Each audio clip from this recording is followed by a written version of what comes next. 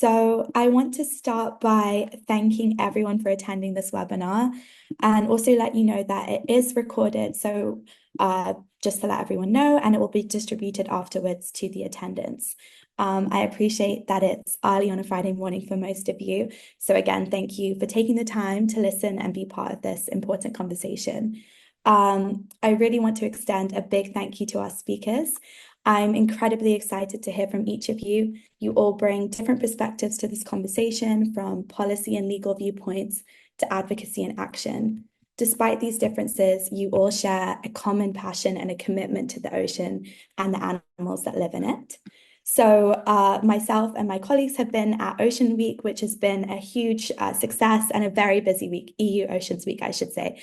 And in this week, the Blue Manifesto was launched. And for those who don't know, the manifesto provides a clear roadmap for Europe to achieve a healthy ocean by 2030. And although the manifesto does not specifically address the issue of whaling, its core objectives in creating policy coherence, funding, and governance relating to oceans should create an enabling environment that pressures whaling countries in Europe to end this destructive practice and ideally achieve healthier oceans. So with this announcement of the Blue Manifesto and then also an announcement of a potential European Ocean Pact, this has brought renewed attention to how we manage our oceans. And we really want to highlight in this webinar that protecting cetaceans is crucial for ocean health and must be part of our ongoing conversation and the actions that come from it. So I'm Megan, I'll be your moderator today. I'm a senior consultant at Shared Planet, which is an environmental impact consultancy based in London. Shared Planet has partnered with Sea Shepherd in forming the Stop the Grind Coalition, and this coalition campaigns specifically on whaling in the Faroe Islands. So I'm going to start by briefly introducing each of the speakers. Following this, each speaker will present on a different strategy to protect ocean marine life and specifically end whaling in Europe. So I'll start with our first speaker, who is Rémi Cossetti, a marine policy officer at Seas at Risk, one of the blue NGOs that developed the Blue Manifesto. Rémi has been a key organizer in many EU Ocean Week events, and he works closely on issues related to fisheries, as well as transversal topics such as the Blue Manifesto and advocacy on the Ocean Deal. With a background in EU policy and political science, Rémi has a deep love for saltwater. In his presentation, Rémi will give a brief overview of the Blue Manifesto.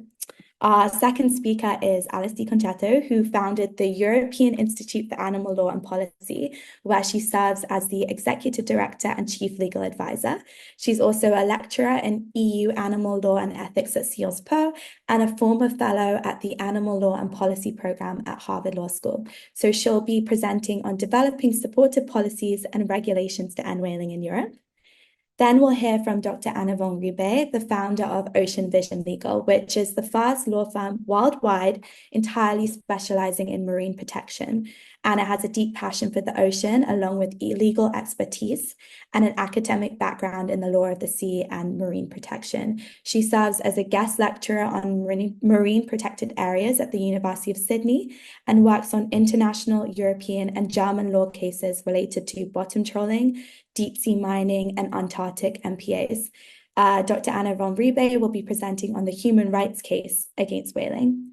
And then our final two speakers will be giving more of an activist advocacy-led approach.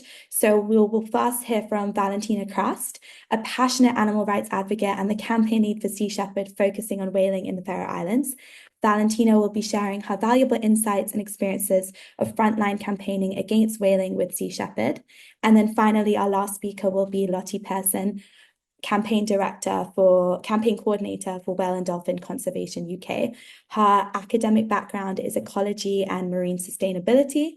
She works on WDC's anti-whaling campaigns in Europe, focusing mostly on Norway due to her half Norwegian heritage. So I'm just going to give some brief housekeeping rules. I kindly ask that the speakers adhere to the times.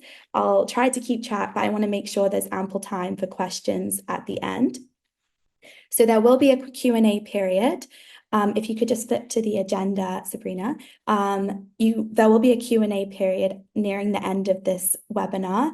You should see a Q&A function on your Zoom link in which you can type your questions, and then we'll select the questions during that period once each panelist has spoken.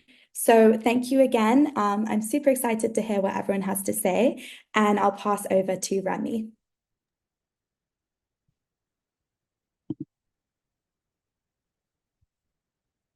Thanks, Megan. I will just share my screen. Thanks for the introduction and thanks for having me today. So as Megan mentioned, my name is Rémi Cossetti, working for Seas at Risk, one of the organizations behind the Blue Manifesto. So it's a joint work between what we call the Blue NGOs based in Brussels, which is Seas at Risk, Oceana, Client Earth, BirdLife, Surfrider, and WWF. So what is the Blue Manifesto? It's basically the roadmap to a healthy ocean in 2030. And how we pitch it is basically saying that's everything we want the EU to do by 2030 to achieve healthy oceans. And we know there is urgency to this.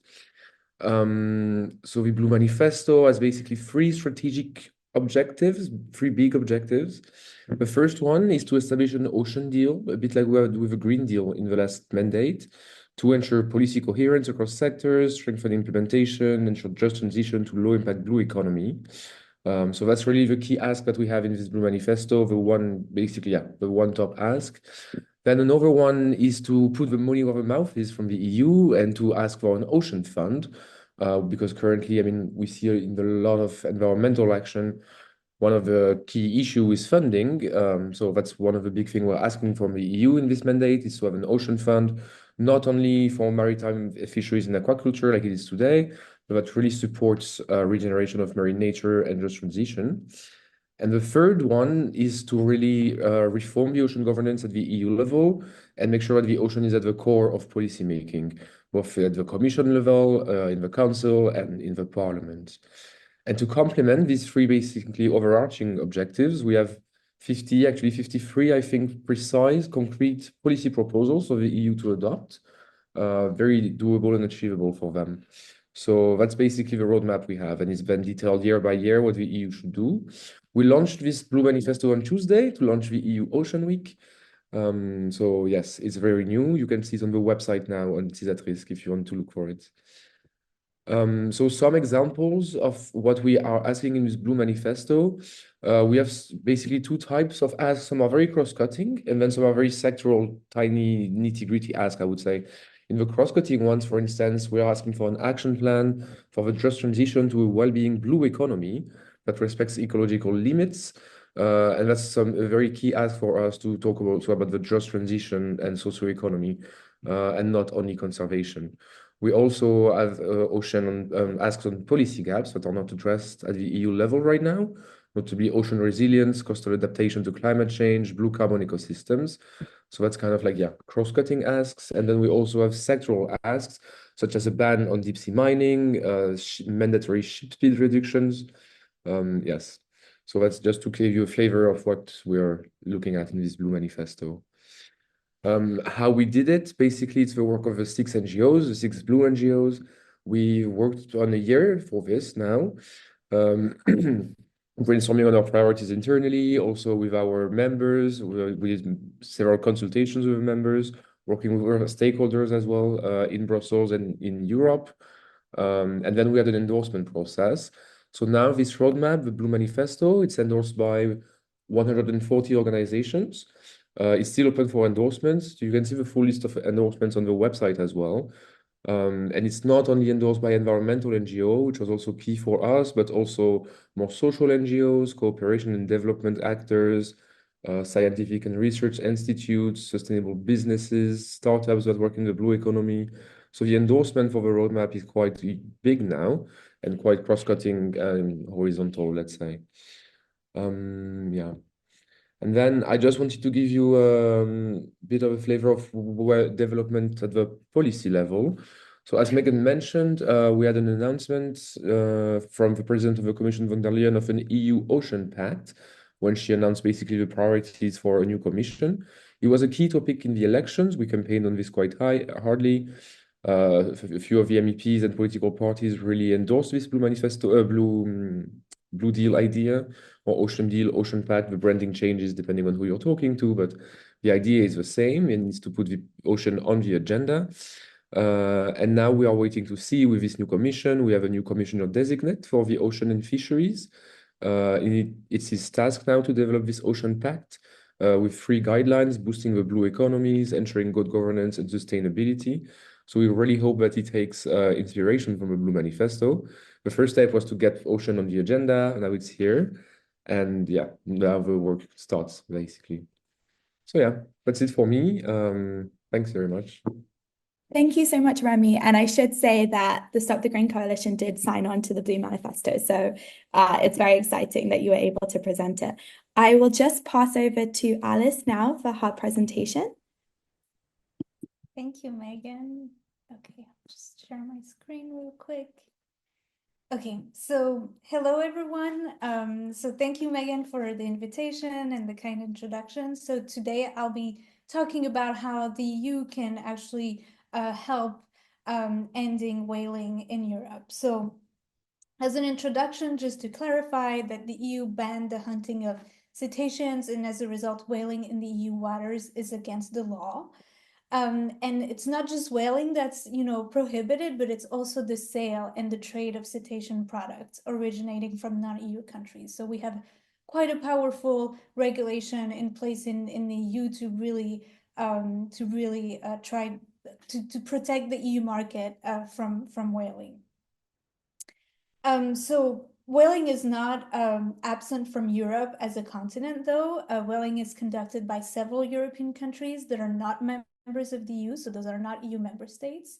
And those countries are the Faroe Islands, which is not exactly a country, it's more of an autonomous, an autonomous territory within the Kingdom of Denmark. Greenland is also one of those jurisdictions where whaling is allowed, also an autonomous territory of Denmark, and then 2 other countries, jurisdictions, which are Iceland and Norway.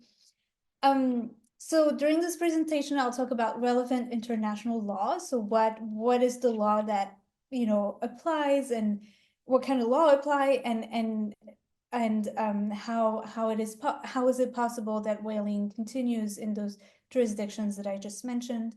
And then I'll discuss how the EU can play a role in ending whaling, including in jurisdictions outside of the European Union. So in terms of relevant international law, the most relevant piece of legislation we have is, it's actually not a legislation, it's international law. So it's an international convention for the regulation of whaling, which was adopted in 1946, which provides catch limits for commercial and indigenous whaling, and established the International Whaling Commission, which sets quotas based on scientific data. And the Whaling Commission also adopted a moratorium on commercial whaling, and this moratorium was later codified in this convention for the regulation of whaling. And that has been in place since 1986. There are some limitations, as often, sadly, with international law, which, the first one being that this convention provides exemptions for subsistence whaling, and Greenland and the Faroe Islands, who are signatories to the convention, use such exemptions to continue whaling. And on top of this exemption, of course, this convention allows signatories to enter reservations. So that has been the case for Norway and Iceland, who entered a reservation on the moratorium of commercial whaling in 1986. There's another international agreement, which is the ASCOBANS, which uses the Bonn Convention. I won't get into too much detail, but this will be relevant for after.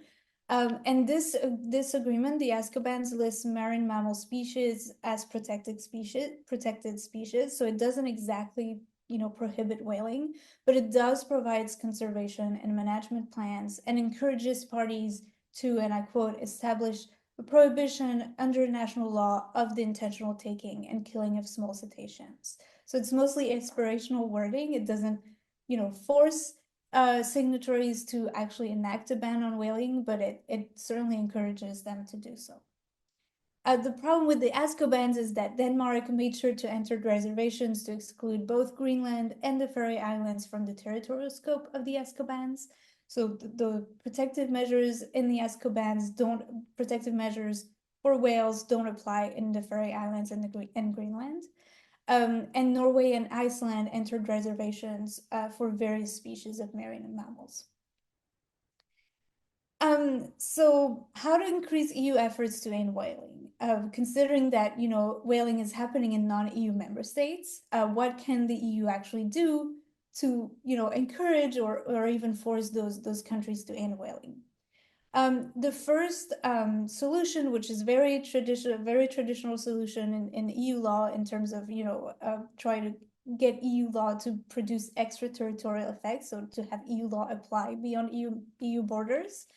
And it has to do with trade.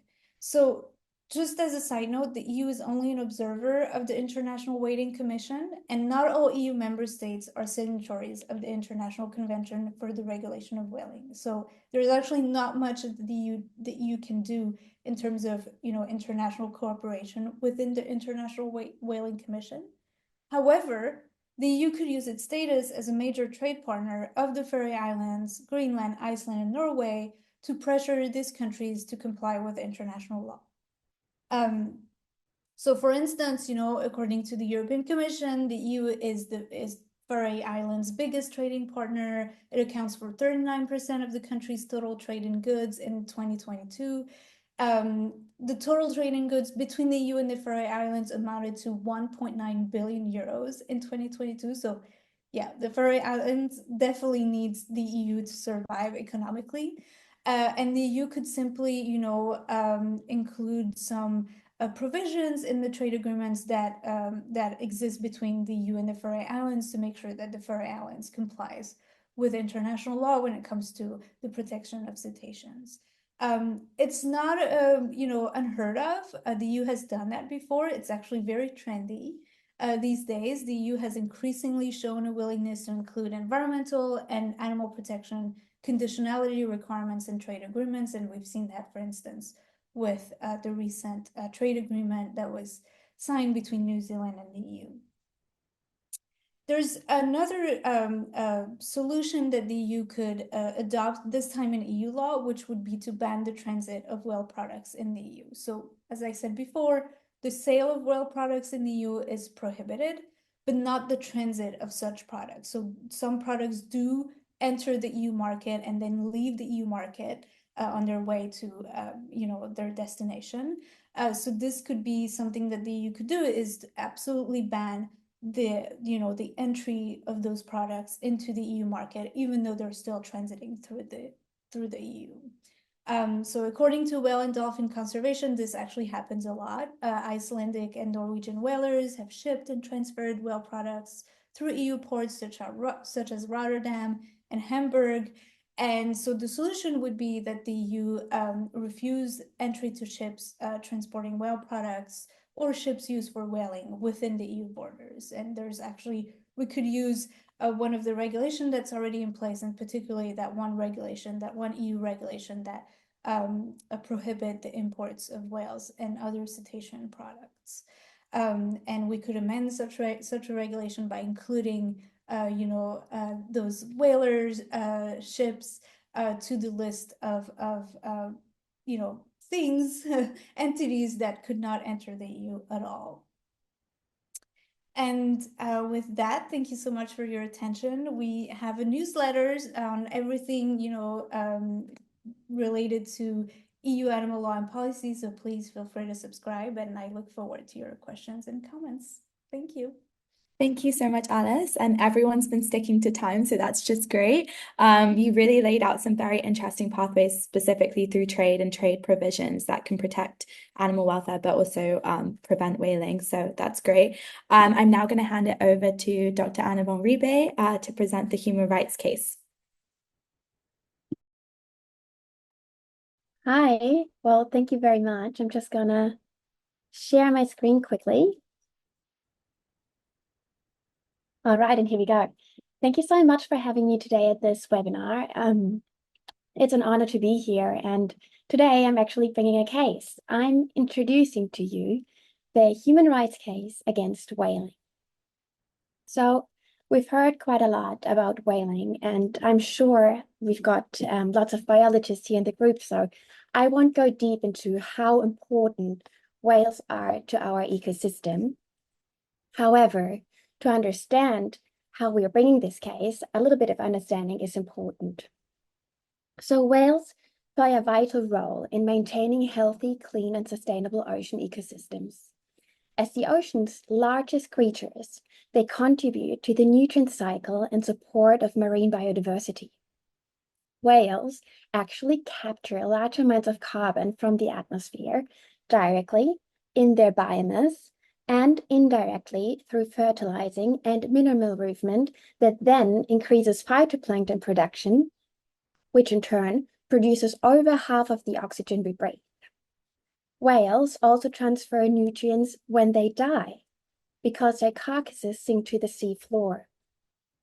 So whale bodies are rich in proteins and provide huge pools of organic matter in environments that are often depleted of nutrients. The presence of whales, therefore, is essential for ocean health and by extension for the planet.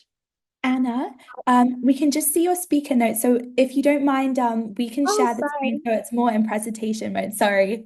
Oh, yeah. Sorry, I'll just change that. Thank you for making me aware of that. Oh, There that's you okay. go. Now it's better. Now it's the right one, is it? Yes, that's perfect. Sorry. Thank you so much. No, thank you for saying that. So we just talked about the important roles of whales in the whole ecosystem for carbon storage, but really for the whole ocean itself. Nonetheless, despite this ecological significance, commercial whaling continues to take place. The main whaling nations, as we've also just heard, are Norway, Iceland, the Faroe Islands, and Greenland. And while they are all not officially part of the EU, Norway, the Faroe Islands, and Iceland are under the jurisdiction of the European Court of Human Rights. So I've asked myself, could whaling in those countries actually be challenged with a human rights action? So how does whaling contravene human rights in the EU is what we're going to look at for the next few minutes. One of the main human rights that people and organizations and NGOs are currently talking about, especially in my area, but I think for most of us, is the newly emerging human right to a clean, healthy, and sustainable environment, which was recognized by the United Nations General Assembly in 2022, stating that sustainable development in its three dimensions, social, economic, and environmental, and the protection of the marine environment, including ecosystems, contribute to and promote human well-being and the full enjoyment of all human rights for present and future generations. So what does that mean? The human right to a healthy environment has two elements. It enables the enjoyment of other rights, such as the right to life and health, because the General Assembly says without a healthy environment, we can't even enjoy those other rights, like the right to life and health. And the human right to a healthy environment in itself is a fundamental value that is owed to both future and present generations. Nonetheless, the human right to a healthy environment is not present in any binding international human rights treaty to which Denmark, Norway, or Iceland are parties to. But we have just learned that the human right to a healthy environment enables the enjoyment of other rights, such as the right to life and health. Article 8 of the European Convention for Human Rights, for example, stipulates the right to respect for privacy and family life by stating that everyone has the right to respect for his private and family life, his home, and his correspondence, which also includes health. And the European Court of Human Rights has used this Article 8 to read into it the environmental protection and the human right to a healthy environment. So what is the jurisprudence of the European Court of Human Rights with regards to the human right to a healthy environment? The European Court of Human Rights has not in itself recognized the human right to a healthy environment as a freestanding right, but has recognized that it impacts other rights, such as Article 8. So this has strict requirements, though. To determine if environmental harm has adversely affected a right under the European Convention of Human Rights, there must be a harmful effect on a person and not simply the general deterioration of the environment. Nonetheless, the court does not require evidence of an actual impact on the health of the applicant to find that Article 8 applies. There must only be the probability of a serious consequence of the violation. The protection of the environment is so important that it can even supersede other fundamental rights, such as ownership. So, does whaling then actually infringe the human right to a healthy environment? Well, we've learned whales play a critical role in nutrient cycling and carbon sequestration in marine ecosystems.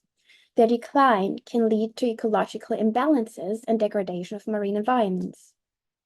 Whaling negatively impacts the health of biodiversity and ecosystems, as well as the ability for the environment to create a safe and stable climate. Furthermore, whaling can result in pollution that affects water quality. So looking at all of these points, whaling indeed does impact the climate, the human health, access to clean water, and it does contravene the right to a non-toxic environment in which we live, work, study, and play. So summarizingly, there's an array of human rights that can be infringed by whaling, all of which are being given effect by the human right to a healthy environment. So it can very well be argued that whaling does cause an infringement of this right. The human right to a healthy environment is not the only human right that could be infringed by whaling. Another right that many people are talking about at the moment is future generational rights. And the European Court of Human Rights has also applied and confirmed future generational rights in its jurisprudence, particularly in the context of climate change. Future generational rights are inherent in the human right to a healthy environment. And the overexploitation of whales undermines the ecological balance and diminishes resources and ecosystems that are available to future generations. Furthermore, the positive effect of whales on carbon sequestrations contributes to achieving obligations under the climate framework, which is key for future generations and their rights. But there's very well also an argument that whaling, because of its effects on the climate, can infringe future generational rights. Whaling, furthermore, could infringe the right to life. Article 2 of the European Court of Human Rights says that everyone's right to life shall be protected by law. No one shall be deprived of his life intentionally. The extinction or severe depletion of whale populations can lead to cascading effects on marine life, impacting food security and ecosystem services, which are crucial to human survival. So whaling actually does threaten the health of the marine environment, which impacts the human right to life. We have a human right to food. The human right to food is also inherent in the right to life and in the human right to a healthy environment, because whales are an integral part to the marine food web. Their depletion can reduce populations of fish and other marine organisms that humans rely on for food. So whaling also infringes the human right to food, particularly access to adequate food. We have a human right to health, which is also an integral part of the human right to life. And the impact of whaling may contravene the enjoyment of this right and of the highest attainable standard of health, because whaling activities can actually result in pollution that affects the quality of the water, impacting access to water and thus the human health. So And in addition to that, actually, there are studies that whale meat in itself can pose health risk to humans. So whaling can actually pose a violation of the right to health. A very interesting one is the right to culture, because that's actually the right that the Faroe Islands argue that they are exercising when doing the whaling. And this right is versus other cultures that also have cultural rights of other peoples that have a deep connection with whale species. And the decline in whale populations can actually erode the cultural practices and heritage of those peoples. Furthermore, it infringes other human rights, as we just heard, the human right to a healthy environment, to life, to health, to food. So what do we do when there are conflicting human rights, like the cultural rights of the Faroe Island peoples and the others? Well, we have to balance them while making sure that there is no unjustifiable infringement of one or the other right. The European Court of Human Rights already held that a certain fundamental rights, that even the certain fundamental rights such as ownership should not be afforded priority over environmental protection considerations. So because the human right to a healthy environment enables the most important human rights such as life, health, and food. And actually, whaling in Iceland, for example, is commercial and not traditional. There's a big argument that those human rights must supersede the cultural rights of the Faroe Islands in killing the whales. Lastly, there's the right to livelihood and economic well-being. And the absence of a healthy environment can impact a person or community's livelihood or economic well-being, where their economic activities are dependent on a healthy ocean and ecosystems. Whale watching, for example, is a source of income for lots of communities. They bring tourism and create jobs, so that there could also be an infringement. Summarizingly, whaling can infringe an array of human rights: the human right to a healthy environment, the right to life, health, food. It does require substantive elements, which is a harmful effect on a person and not only the general deterioration of the environment, and that there is a probability of the risk of a serious consequence due to the violation. Secondly, there are some procedural requirements which makes it a little bit difficult. In order to bring a case to the European Court of Human Rights, national domestic remedies needs to be exhausted. That means there firstly must be a lawsuit within the country before we can call upon the European Court of Human Rights, which makes it a little bit of a lengthy procedure. So what are the next steps? First and foremost, what is super important is the civil society support and to grow public awareness on the matter. Secondly, what we can do is to mobilize other human rights bodies to obtain precedents and create awareness while we are doing the very lengthy procedure to the European Court of Human Rights. The Human Rights Council, for example, is the United Nations watchdog of human rights violations. And actually, my law firm, together with other organizations, are working on a complaint to the Human Rights Council special rapporteurs to initiate a communications procedure so that the Human Rights Council writes a letter to those states and they have to justify why they do whaling and violate those human rights, which is very important in order to create awareness and precedents. What is important in order to bring this communication is that they are endorsed by as many organizations as possible. So if you are also interested or your organization is interested in supporting this communication, please feel free to reach out. My contact details will be presented at the end in the next slide. Lastly, of course, what we've also talked about is the challenge to the European Court of Human Rights, but because of the high standards and the exhaustion of domestic remedies, it's a long-term plan with several steps in between, such as the Human Rights Council communications. This is the end of this presentation, and I want to thank you for being here and wanting to learn of this. Summarizing, it can really be said that there is such a big leeway and that makes it actually possible to argue that there's a human rights violation by whaling. And I think we should really start standing up and mobilizing all of these tools that we have, because we have learned how limited actually other traditional tools are, and it is time to make use of everything. Thank you so much for your time, and I'm looking forward to discussing with you later in the Q&A. Thank you so much, Anna. I think that provides such a fresh perspective. I don't think people usually link human rights with whaling. So I think it's amazing that you've done it so succinctly and drawn out the different rights, specifically the right to a healthy environment, which I think presents some amazing opportunities to challenge whaling. I will pass it on to Valentina now, and she'll share some of her experiences. Hello, everyone. This has been extremely interesting, and I'm very happy to be able to contribute with a few words about our work. Is the screen showing? Yes. Good, Megan. Thank you. Let's see. All right.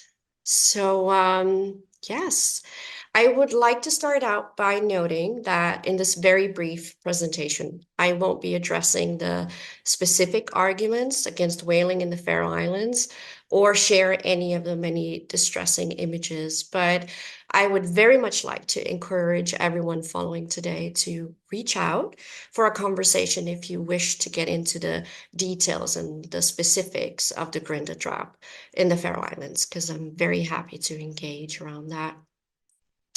So Sea Shepherd's anti-whaling campaigns in international waters have always been guided by United Nations World Charter for Nature.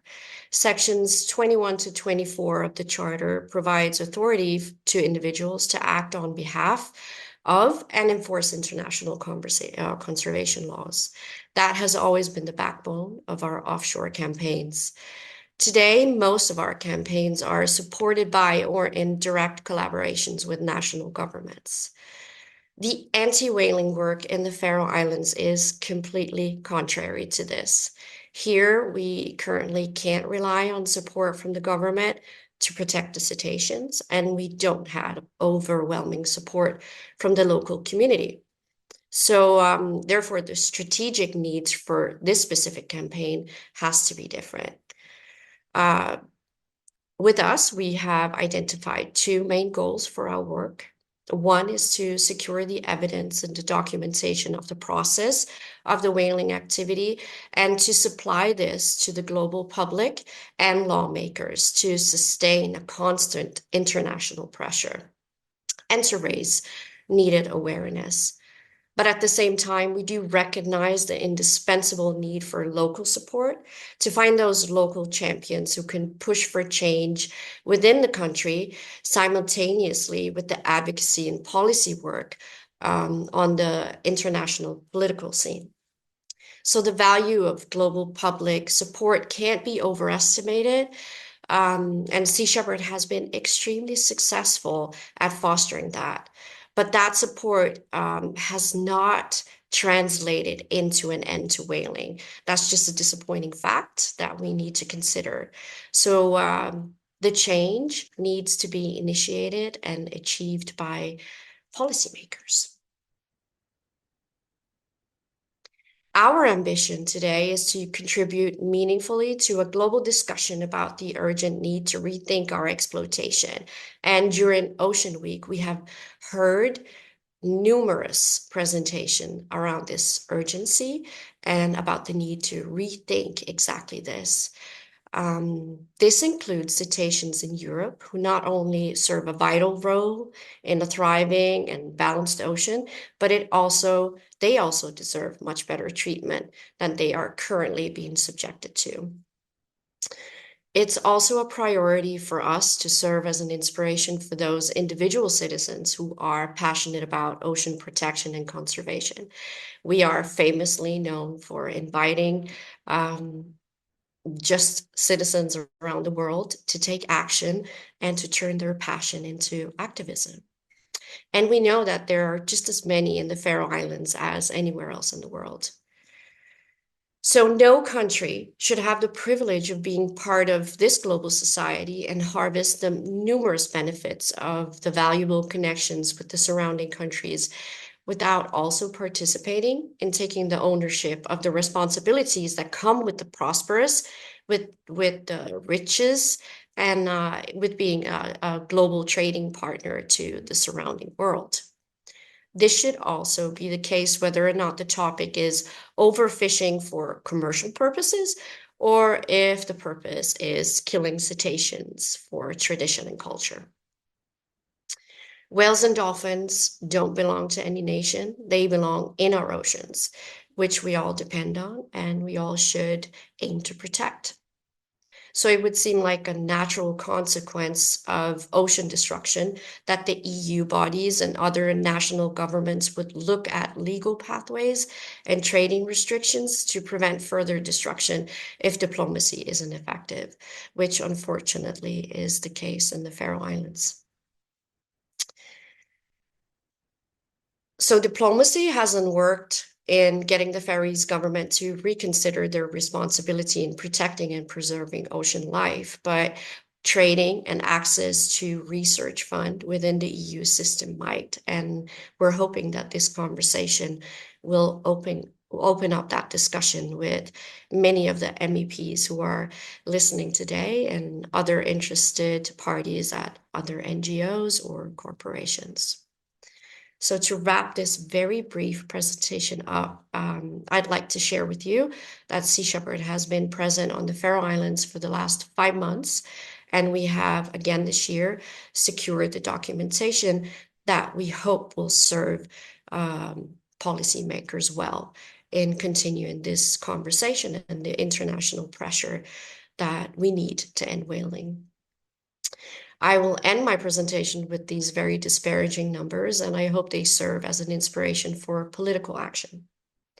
Between May and October this year, 700 and... Sorry, Valentina, I think if the slide is still on the first slide, so maybe if you skip through to the one with the numbers. I'm switching all I can. Oh, okay. No. Don't worry about it. I'll say them out loud, and for people hearing, that will be enough. I don't have a lot of my slides.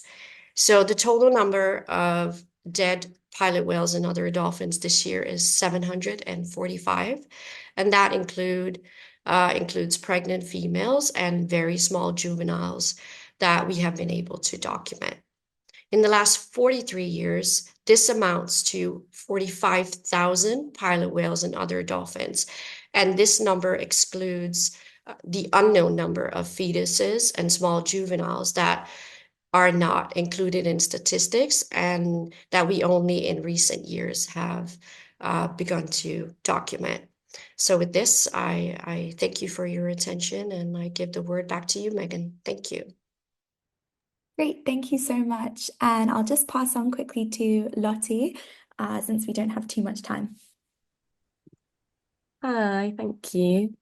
And Lottie, we can share your screen. 1 second. Sabrina will get it up. You can click to the next slide. Okay, go ahead, Lottie. Thank you. Great, thank you. Good morning, everyone. And thank you for introduction earlier, Megan, and to whale and dolphin conservation. If you just hop back 1 sec, thank you. Yeah, so WDC works globally in different ways to protect these incredible creatures that we've heard about today.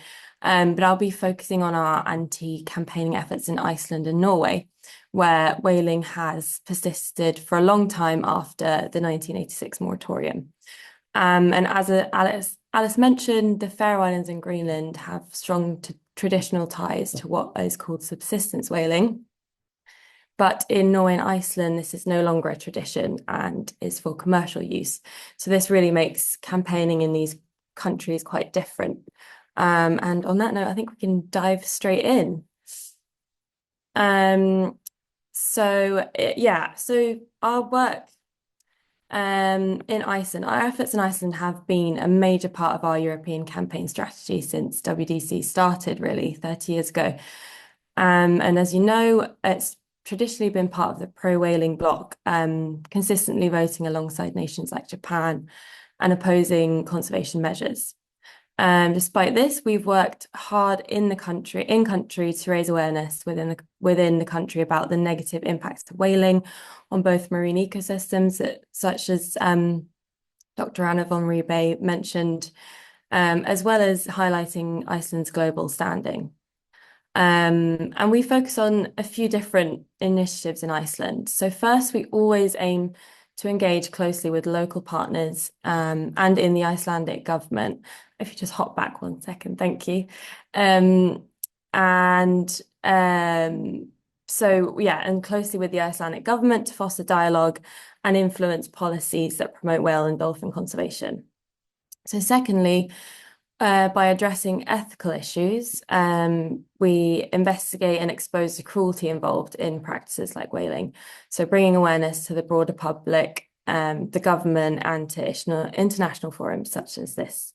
And to hold the government and authorities accountable for these ethical issues uncovered, we also support legal actions and fund legal actions aimed at improving or enforcing regulations that safeguard whales and dolphins in Icelandic waters.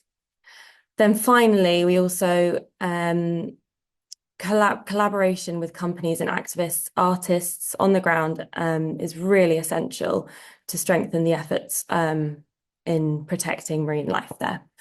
But really, we've worked in Iceland for the past 30 years since WDC started, as I mentioned. And what we found here is really focusing on and bringing life to the economic potential of whale watching in Iceland has been hugely valuable. So as this aligns with sort of the country's future as a sustainable tourism hub. And last year's suspension of fin whaling is a testament to this growing pressure that has risen from growing the whale watching industry there, and shows the importance of sort of keeping that conversation going. So if we go to the next slide. So one major lesson we've learned from this, our work in Iceland, is that public opinion can shift when the right information is provided. So a significant proportion of Iceland's population now actually opposes whaling. And we've also learned that the importance of engaging with these local businesses and stakeholders, like the whale watching businesses, has been essential. And as I said, funding of legal actions was really valuable last summer when we saw the suspension of whaling licenses saved about 120 fin whales from being killed. And this summer, as you know, probably Iceland disappointingly decided to vote to continue whaling fin whales despite a huge rift in the government and after the suspension last summer. But however, we have the transformation in Iceland's approach in the International Whaling Commission this year has been really noticeable. In 2022, you know, Iceland was a part of the pro-whaling nation that walked out to block the South Atlantic whale sanctuary proposal. But this year, my colleagues here on the slide, you can see they noticed a stark shift.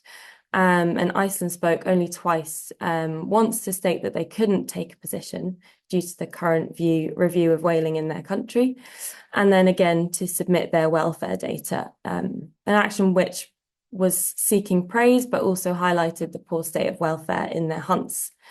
And they abstained on all votes, which is really significant. It really marks that huge change in their stance. So yeah, their decision to abstain on the key votes indicates a potential change in their outlook on whaling. And this shift could place Iceland in the position to join the pro-conservation bloc by 2026, following in the footsteps of the UK, which also once was a prolific whaling nation, but has now embraced whale protection. And then I want to hop to our work in Norway. So in contrast, our work in Norway has faced different challenges. Norway continues its minke whale hunts with little public debate, and local authorities claimed it's sustainable and healthy. And the Norwegian government are more defiant, and public opposition to whaling hasn't really reached the levels that we've seen in Iceland. So our strategy there has actually been focused on providing support to several in-country NGOs, activists, politicians, and businesses, amplifying their efforts to protect marine mammals through collaboration and resource sharing all that great information about how important whales are for the ecosystem. So through this, we've achieved several big steps in Norway, and like in Iceland, we've seen that the whale watching industry there has really worked. So in providing sort of a big backing to supporting whales. So this is another huge network that we're trying to promote ethical tourism in. However, we need to make sure that it is responsible. And lastly, another key focus of our efforts in Norway is the monitoring of the hunting, because there is currently there's no control on the hunts. There's no evidence. There's no sort of photos or videos of what's going on the boat. So this is a huge deal for us, as this is what we think can really expose what's going on in the hunts there. Thank you. Next slide. And then finally, so what we've learned from Norway is, the industry in Norway is more embedded in coastal communities there than it is in Iceland. But we've seen that sort of targeted public awareness campaigns can be really effective in changing attitudes. For example, we know now that the appetite for whale meat in Norway has declined massively, and only 2% of the population say that they eat whale meat often. So it's really not, there's no demand for the whale meat in Norway. And we've really learnt that it's crucial to build these strong internal relationships. As I mentioned, the key to our work, it's really been connecting to the younger generation in Norway. For example, I went to a conference recently where I spoke to the leader of a youth party, and she, unlike the leader of their main party, they stated in their manifesto that they want whaling to end. And this is a trend that we've seen amongst younger generations there. So we think this has huge potential to raise the issue of whaling in Norway, because it's just really not talked about enough in Norway, and that's what we need more of. We need more in-country discussions and more international pressure. And then you can hop over this one. I just want to end quickly. I know I'm running over time here, but yeah, I just want to say that we are hopeful, even though whaling in both these countries has persisted for a long time. But what we've seen in Iceland's recent abstentions, and the growing understanding for the economic value of whale watching and their ecosystem values, we are building momentum for change in both countries, and I really have seen that recently. But as I said, we need more pressure. We need more conversations like this to get change and protect these magnificent creatures. Yeah, feel free to put my email in the chat. So if there's anyone who wants to reach out, please feel free to send me an email. Thank you. Thank you so much. Thank you so much, Lottie. That was very encouraging to hear about change, maybe slowly happening, but change nonetheless. Yeah, as I said, with all the attendants, we'll be sharing the recording and also their contact information. So I know a few speakers have referenced getting in touch, so we'll make sure to share that with everyone. So we have a very short period for Q&A. There is a Q&A function in the Zoom link or the Zoom panel that you should see. I think we received one question already, which I think was related to your presentation, Anna, around specifically the right to culture. And I think there was interest from Simon about which cultures have deep connections with whale species. If you would like to answer that one.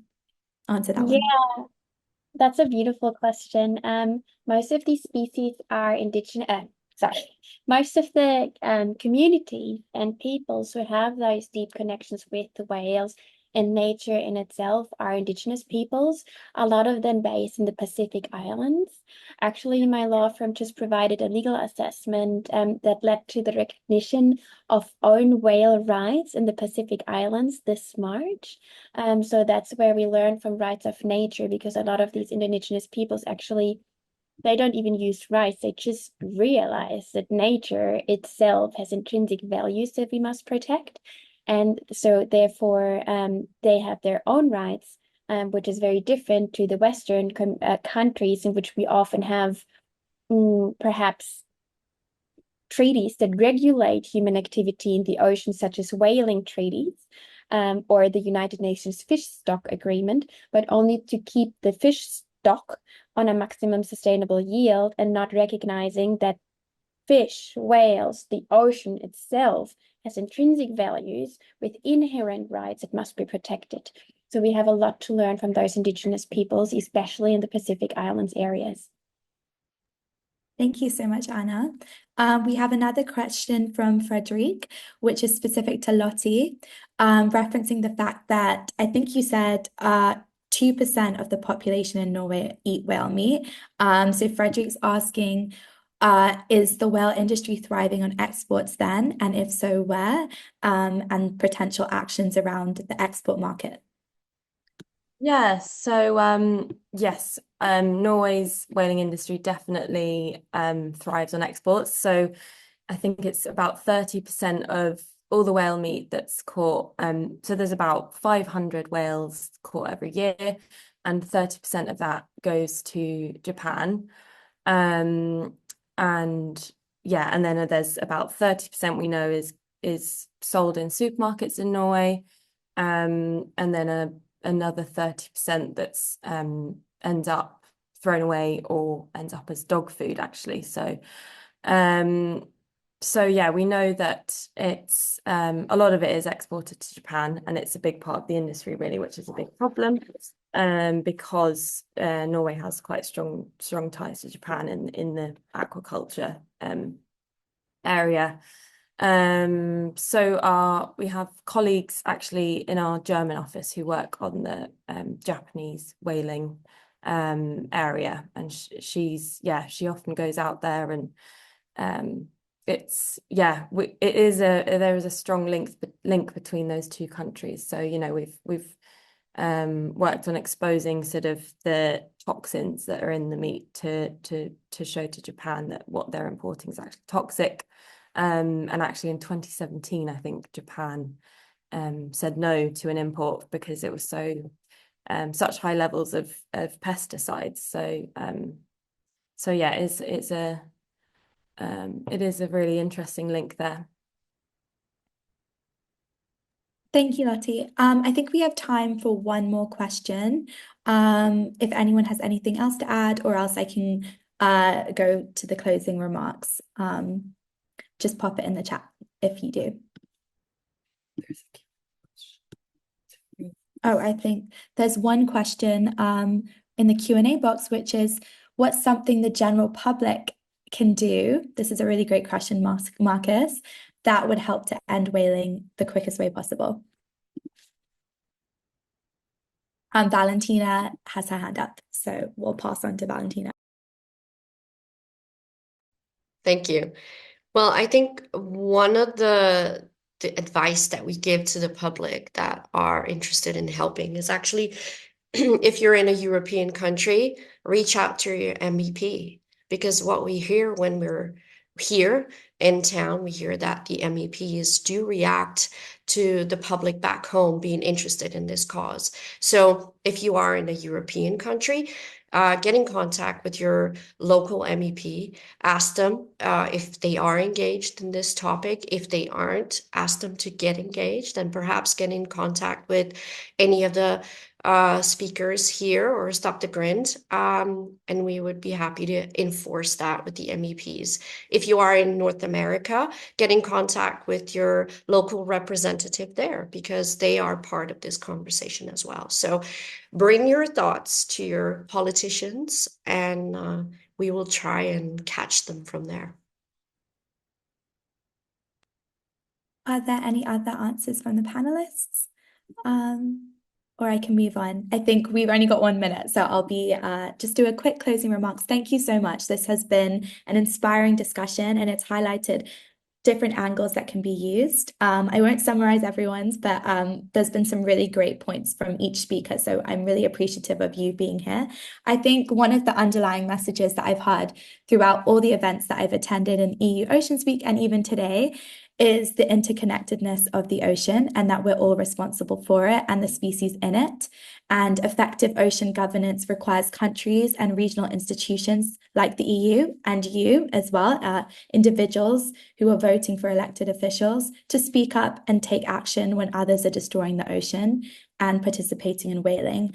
Like what has been said before, cetaceans are migratory animals. They play an important role in maintaining healthy marine ecosystems everywhere, and these benefits are received by everyone, irrespective of whose territorial waters the cetaceans are in. And more importantly than any kind of benefit whales and dolphins can provide us, they're living species that have inhabited the oceans long before humans have existed. And I think there's some amazing studies showing how unique cetaceans are. They have language skills, they have their own cultures, they have their own social structures, and they have the right to live in the ocean. So it's time for European nations, European institutions to come together to strengthen existing protections and create new, more comprehensive policies that protect and safeguard all marine life, including cetaceans. But echoing what's just been said, it starts with us. And I invite you all to amplify this message, to support our work, but also the organizations that are featured in this panel. I think something that I've taken away is just how inspiring everyone who's spoken is, and how much they love the ocean and want to protect it. So please, I'll put all the contact information for each panelist and also their organizations, and do reach out as was mentioned by many of the speakers. Thank you so much again to the speakers, to all the event organizers, both of this event, but EU Oceans Week. I've had a great time in Brussels, and to everyone who is listening today. Thank you so much. Not too over time, so that's great. Enjoy the rest of your Friday and have a great weekend.